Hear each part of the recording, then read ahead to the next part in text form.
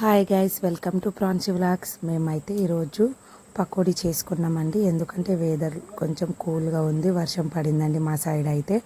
అందుకే మేము పకోడీ చేసుకున్నాము. సో ప్రాసెస్ అయితే ముందుగా సన్నగా ఆనియన్స్ కట్ చేసుకోవాలండి. అందులో అన్నీ తగినట్టుగా కారం, ఉప్పు, పసుపు అన్నీ వేసుకొని దాంట్లో ధనియాలు, వాము కూడా వేసుకోవాలండి.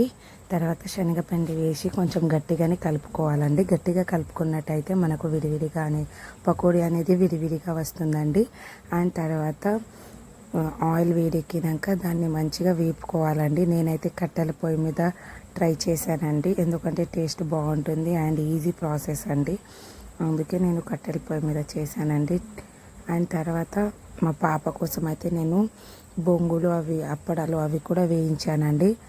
పకోడీ టేస్ట్ అయితే చాలా బాగుందండి. మీ సైడ్ కూడా వెదర్ ఇలా కూల్గా ఉన్నప్పుడు మీరు కూడా ఒకసారి ట్రై చేయండి. మీకు ఈ వీడియో నచ్చినట్టయితే లైక్ చేయండి, షేర్ చేయండి, కామెంట్ చేయండి.